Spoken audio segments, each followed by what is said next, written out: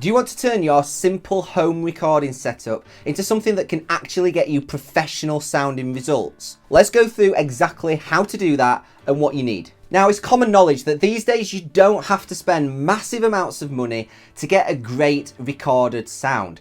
However, there certainly is a case for spending money in certain areas and on certain things that definitely will give you a tangible improvement in sound. Now, why is this important? Well, maybe you've invested in a simple, cheap setup so that you can record demos and then take that to a studio or producer. And maybe now you're wanting to track certain elements at home. Maybe you're wanting to track acoustic or electric guitar. Maybe you want to get a really great setup to record your own vocals from home so that you can take your time and you can do that part of the recording yourself. Or maybe like me, where you've started working on a basic setup and fallen in love with the process and you want to get really good at producing and mixing music. Well, that super simple, cheap, basic gear in most cases will only get you so far. And ultimately, if you want to hear your music on big national radio stations, you want a chance at getting on Spotify editorial playlists, you want to be featured in newspapers, blogs, magazines,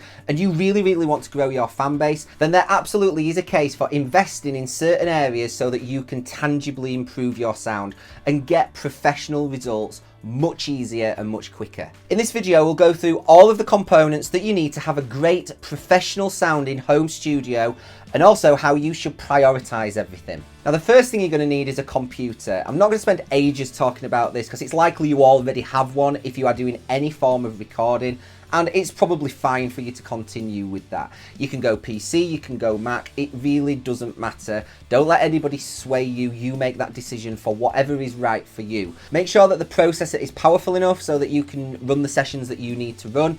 If you are using a lot of virtual instruments, then make sure that you load it up with RAM as well. Now, the next pieces of gear we'll talk about are essential for your home studio, and these should be at the top of your priority list when it comes to budget, especially if you are going to be mixing. But even if you are going to be producing, tracking, recording, you should still prioritize these at the top of your list when it comes to budget, and that is studio monitors and converters. Now, most modern audio interfaces will have perfectly fine and reasonable converters, especially if you've bought it within the last few years.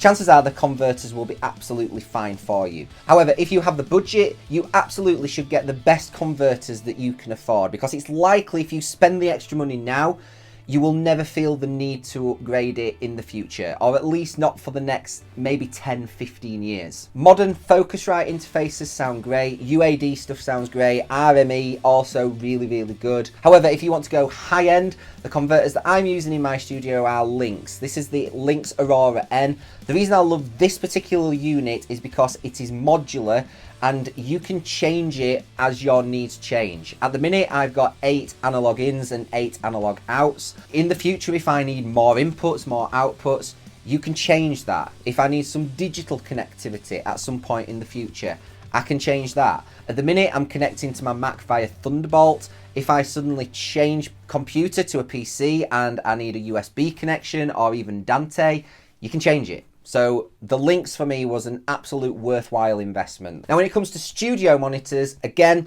you should get the best ones that you can afford right now.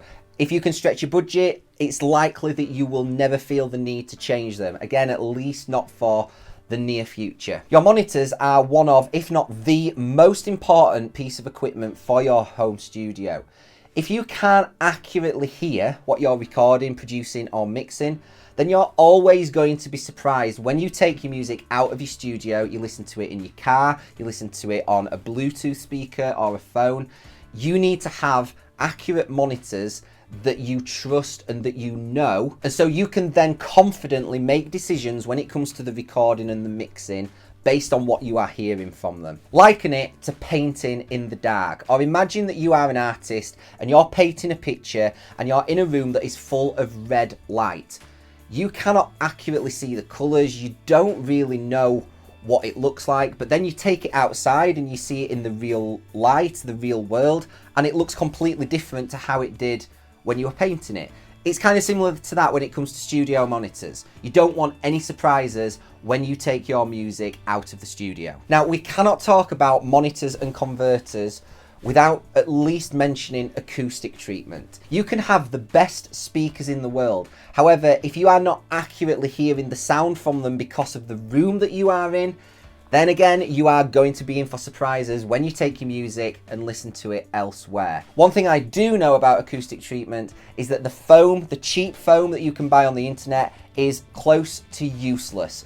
All that does is tame some of the very, very highest frequencies. So avoid that. There are lots of companies online that you can buy acoustic panels from. However, these are very expensive for what they are.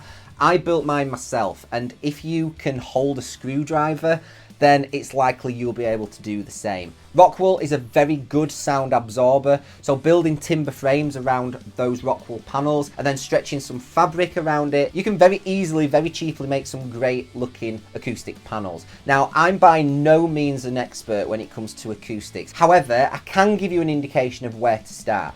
First of all, we need to treat the corners. The corners is where you get bass build-ups, and so you need some bass traps in the corners. Also, don't forget about the corners where the wall meets the ceiling. If you're struggling with bass in your room, if you're getting too much bass build-up, then you might need to treat those areas too. Once you've treated the corners and you've got a good low-end response, we then need to treat the first reflection points. So if you imagine your speakers and your seating position, we should aim for an equilateral triangle. So we should have an equal distance between your speakers compared to the distance between each speaker and you. We then need to think about where the sound is coming from the speaker and that first reflection point on the wall, and treat that area. We also should treat directly behind the speaker and also next to your listening position as well. Don't forget about that first reflection point on the roof as well.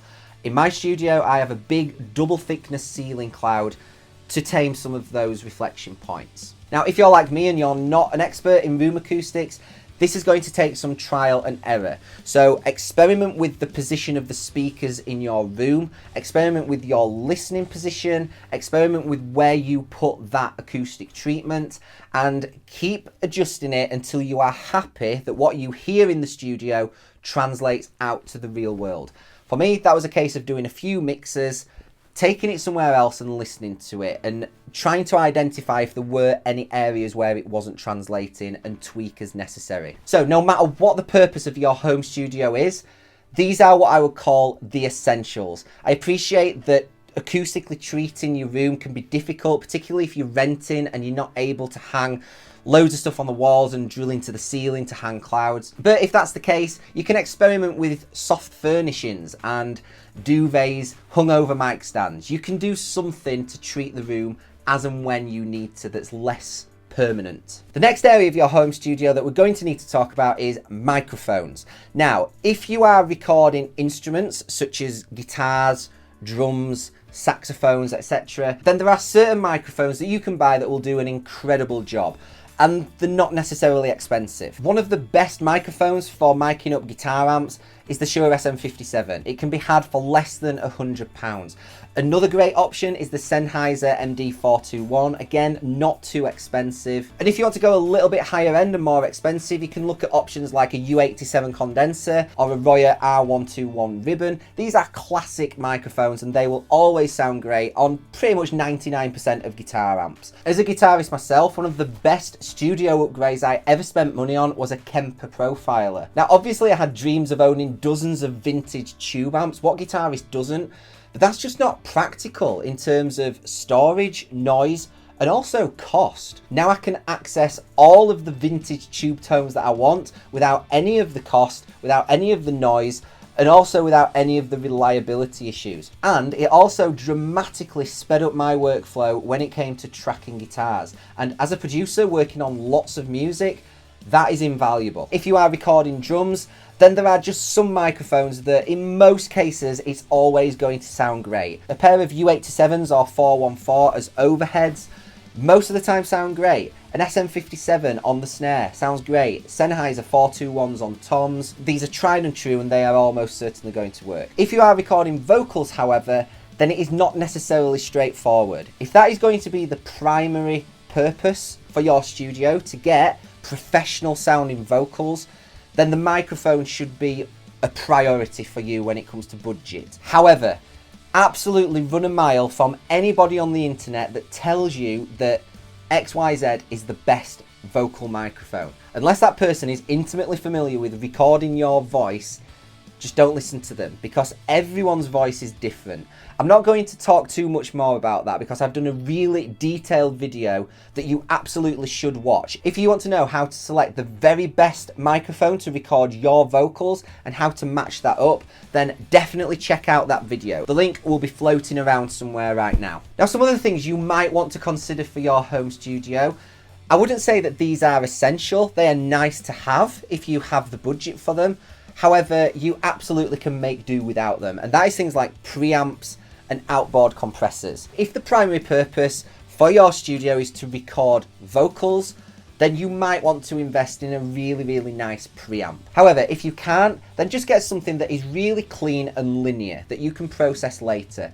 UAD interfaces have really nice linear, clean preamps. Audient are the same, so are RME. The higher end Focusrite interfaces sound quite nice. So you've got lots of options without having to spend too much. You can then use plugins that emulate the preamp sound that you want. When it comes to preamps, I'm a massive fan of Neve, especially when it comes to recording vocals.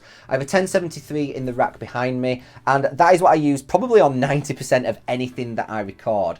When it comes to guitars, API can be a really nice sound. I have a 312 preamp that sometimes I will use on guitars. If I want something really clean, then Audient is usually where I would go. Or I have a Warm Audio Tone Beast that's got a really clean option as well. You might also want to invest in an outboard compressor, particularly if you're recording vocals. Less important for things like guitars, but vocals can really benefit from compression on the way in. If your budget doesn't stretch to that, or you need to spend the extra money to get some great monitors or converters or a microphone for recording your vocals, definitely prioritize those things. There are tons of amazing compressor plugins about now, and you can even record with zero latency. The Slate All Access Pass has 1176s and LA2As that are brilliant for recording. You can get distressor emulations from UAD, from Slate Digital. So these aren't essential, it's just nice to have, or you might be passionate about analog gear, in which case, if you have the budget, by all means go with it. Now, the final things I want to talk about when it comes to your home studio, I wouldn't necessarily say they are essential when it comes to getting a professional sound. However, they absolutely can help you when it comes to the process. The first is ergonomics and workflow. On the desk behind me, I have a Raven MTI2 by Slate Digital. Is this an essential piece of equipment? Absolutely not. Has it improved my workflow? Absolutely, without a doubt, yes. The batch commands themselves are an absolute time saver. Has it sped up my workflow? Again, absolutely yes. When it comes to mixing, being able to open plugins and touch the plugins with your fingers really helps speed things up versus having to use a mouse. Also, having the faders on the screen in front of me and being able to touch and move up to 10 faders at a time, that is way better than using a mouse. It's just a lot better, it's more interactive, it's more fun, and it's much quicker. So ultimately, you don't need a control surface like that. However, if you have everything else in place and you're looking for something that's going to improve your workflow or just make it a more enjoyable experience to create music, because that can inspire creativity, then this might be something that you want to look at. Similarly, lighting. Do not underestimate the importance of lighting in your studio, especially if you're going to be writing and producing in it. Having bright white lights isn't, in my opinion, the best environment for creativity. It's more like a doctor's surgery or a dentist waiting room. That's not when people are typically feeling their most creative. So investing in some lighting where you can alter the brightness, you might have some lamps or accessories with different colours, some lava lamps, whatever it is, something that just creates a mood that inspires you. This can be a valuable part of your studio, so do not underestimate it. Now, there are tons of other things that we could talk about when it comes to your home studio. However, in this video, I wanted to keep it narrowed down to what I would consider the essentials and then the next logical step after that. Now, if you decide to put all of this into action and you're going to start creating music seriously, then it's very likely you're going to need some sort of organizational tool. The number of producers and artists and musicians in general, songwriters that I speak to, that have a million ideas just floating about in their head, but then absolutely no organization behind that at all, is staggering. And do you know what every single one of them tells me that this leads to? It leads to them forgetting ideas. It leads to them losing inspiration because they can't focus on what it is that they need to do next. So don't be that person. Be organized, because that will lead to more inspiration and more drive and motivation from you. Now, to help with that, I have created a songwriters project organizer. If you are like most songwriters, then you will have hundreds, if not thousands, of song ideas, and they will come to you at literally any time of the day or night. Keeping track of all of those ideas and where each one is in terms of its development can become really, really tricky and almost impossible. And when you feel overwhelmed, that can lead to a lack of inspiration and procrastination and mean that you end up achieving nothing. Having everything in one place with the Songwriters Project Organizer will not only keep you focused, but it will also make collaboration with other artists, other producers, mix engineers an absolute breeze. And what's even better, you can access this on the go, from your phone, from a laptop, from any device. So wherever inspiration hits, you can get it into that organizer and not lose track. This organizer is completely free and the link is in the description below. Go and check it out.